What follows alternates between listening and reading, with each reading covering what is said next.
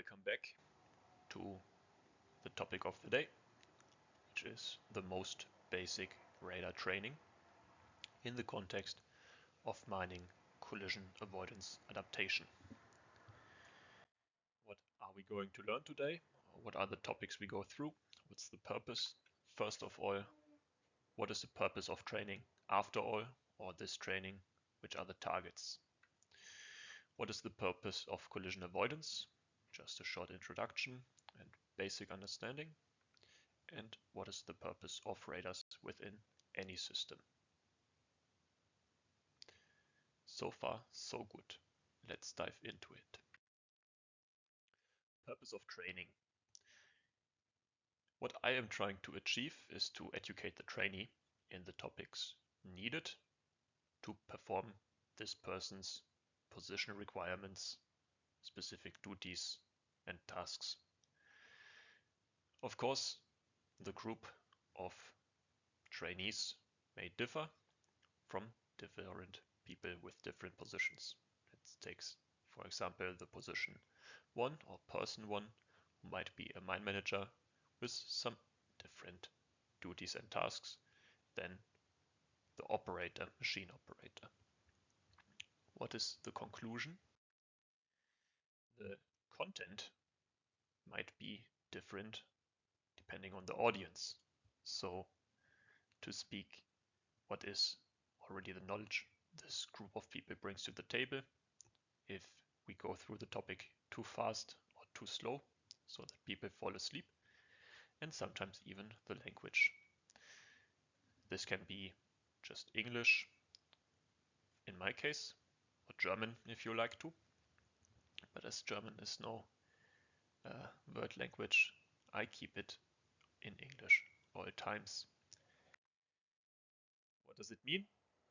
To bring the solution to this, what I call training bias, I give the content free to access for everybody, and the single trainee later on can go through this information again if needed for the validity check, as it is required in the personal speed and time and also depth of information to pass a topic.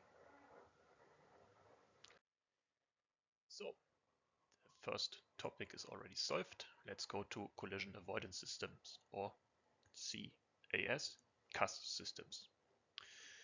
Collision always means that two objects share the same position location when they are not supposed to. In the context of mining, this most of the time comes to the vehicle usage, as the most of fatal injuries are also connected to the use of mobile equipment. So, of course, there is a demand of solutions to cover this risk, and it's not only to save lives, because there's also many incidents that are not fatal, but create a big amount of loss of money, one hand to repair damage, on the second hand, as this equipment is then not ready to produce whatever the mine extraction is working on. So just costs money, doesn't produce any revenue. Collision avoidance systems, as seen in these pictures, can be machine to machine, machine to objects in infrastructure, and machine to humans.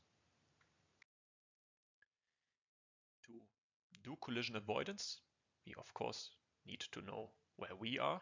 Let's say we are ego in red. We need to know our position, our speed, and our direction, and we need to know an opponent position, speed, and direction, and by comparing these two, we can make sure that we are at no time at the exact same position than an opponent. Again, keep in mind, can be either some mobile equipment, can also be a wall, a berm, a person, an animal, whatsoever. The takeaway is, we need to know our surroundings. We need to be intelligent and self-aware. Today, when a human is on the machine, a human operator, this human is using the eyes to scan the environment, and its brain, best case, to assess the situation around it. But as we all know, maybe the sight can be limited by different effects. Where the industry is going, or what the pure wish would be, that we can get rid of the human with the human intelligence, and everything is done by computers, processed. And the question would be, okay, what is the technology that really senses around the machine? And there the radar technology comes into place. The big question always is, when is the point in time when the intelligent human operator can be completely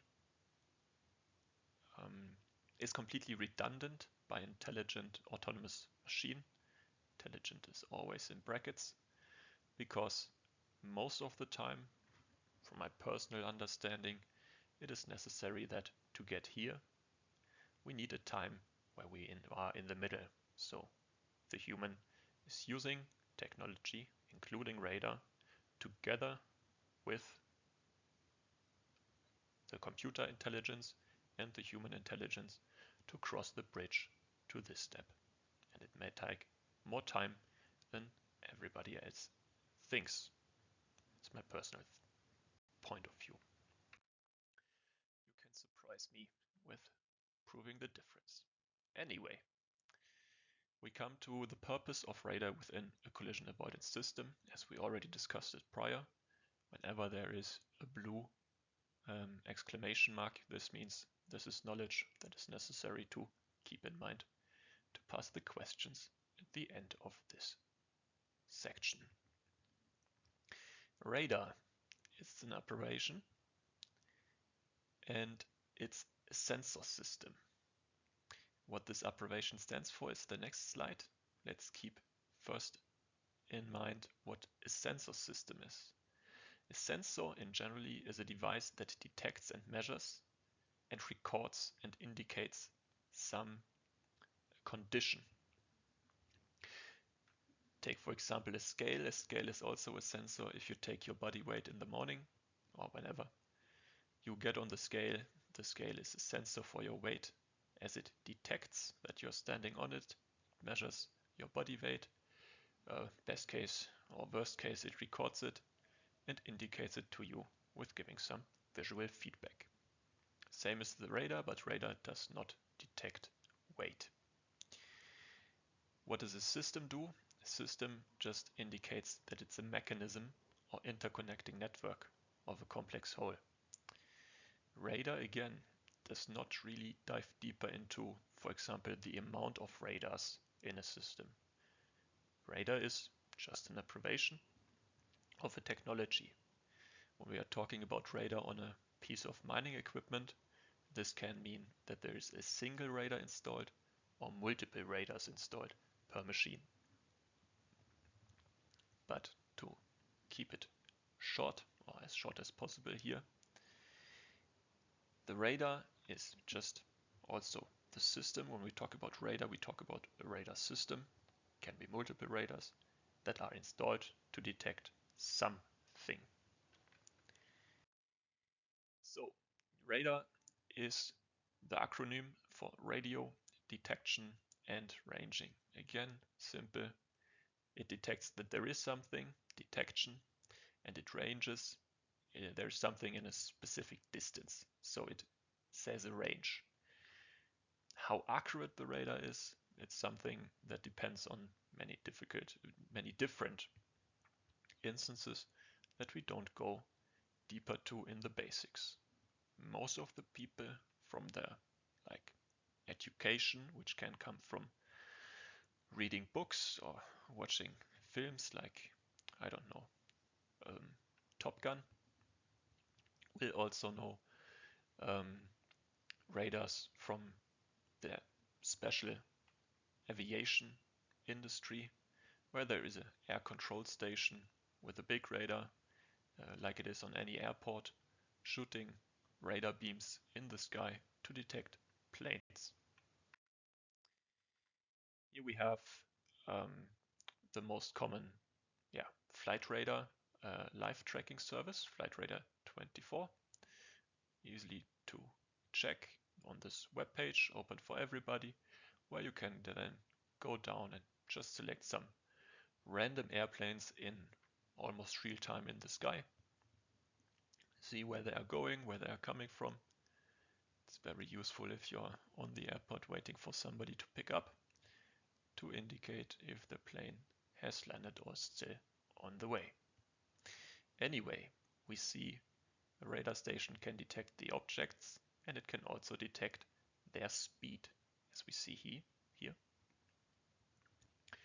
So that's already useful information, but still it can also put position information. But still, this is aviation, and aviation differs from mining, but we have a basic understanding again. Next slide. When we know how we get detected, or the basics of detection, radar means detection. We could also argue how it is possible to stay undetected or stay hidden, so to say. It's also quite commonly known with stealth planes of the, for example, United States Air Force, the F-117 Nighthawk, or the famous B-2 bomber, stealth bomber, which mean you can see them with your bare eye, if you can see them, but you cannot detect them or have difficulties to detect them using the radar technology. Why so? For understanding the topic of detection, we also need to have a second basic player and word in our backend, which is the radar cross section, RCS. Sometimes it's also referred to as radar signature, but to keep things simple, we keep it with RCS. It is equivalent with the area seen by a radar. So what does this keyword really bring to the table? It is a measurement of how detectable an object is by radar. But that's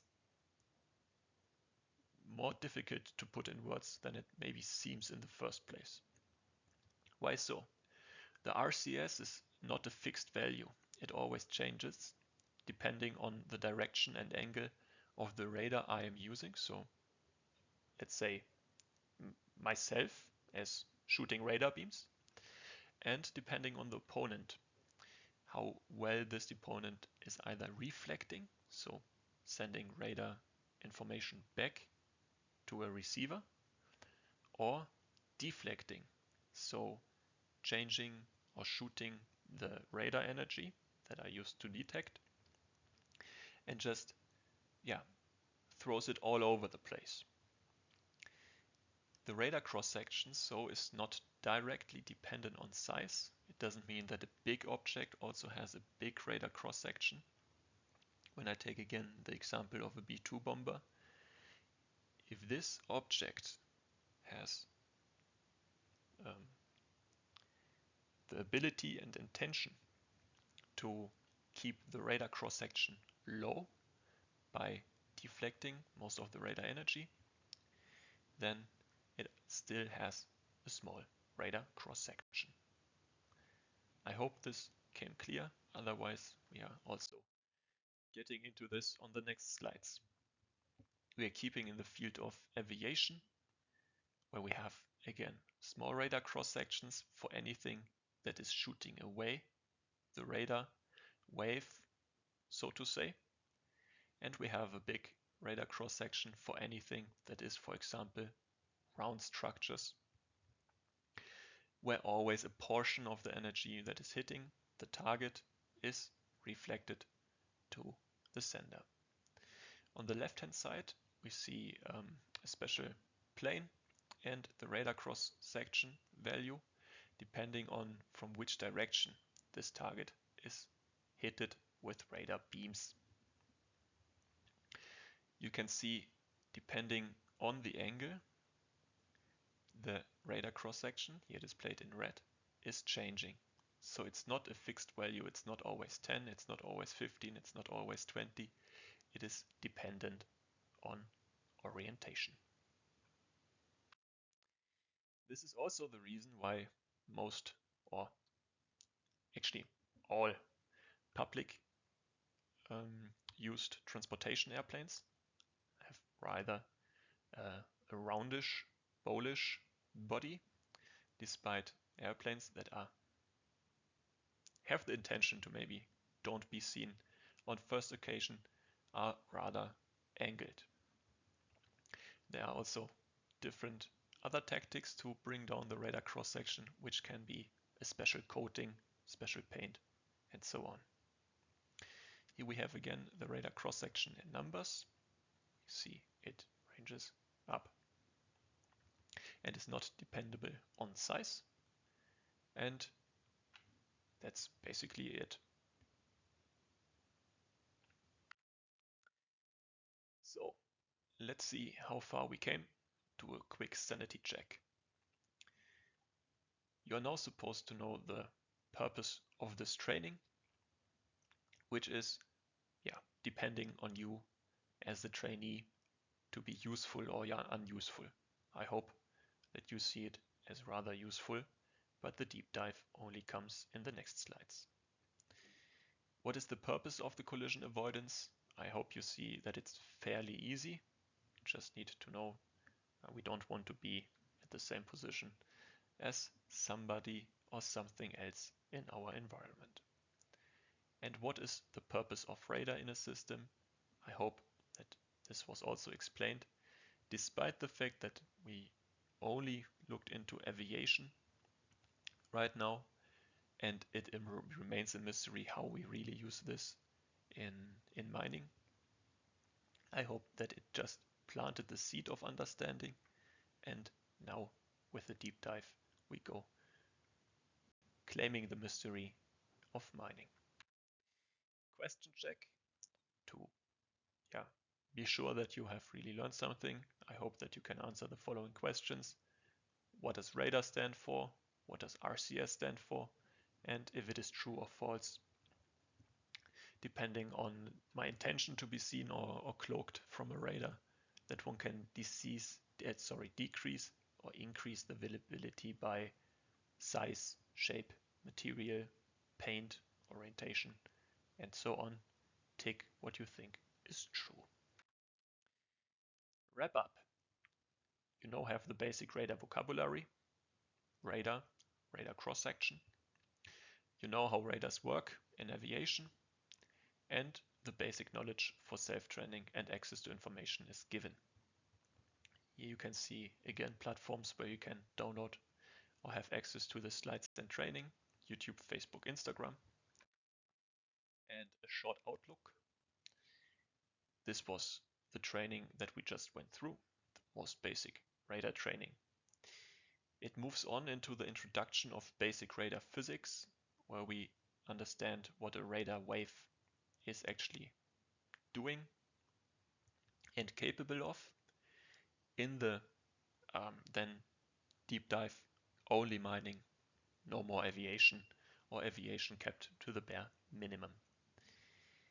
If you really want to make this transition more easily, you can take the optional course, which takes you a deeper introduction on radar usages, both air and sea and automotive and mining industry. Or, but it's not supposed this way, you can skip the basic trainings and already go to the example of a course where we have a radar field test and how to really gather information from radars installed on a piece of equipment. What managers can also do, it's less important or informative for equipment operators, is a quick overview on the technology providers of radars that are currently in the industry of mining and giving away radar products. With this, our 20 minutes come to an end. I thank you for your participation, and if questions arise, always let the responsible training personnel know. Thank you.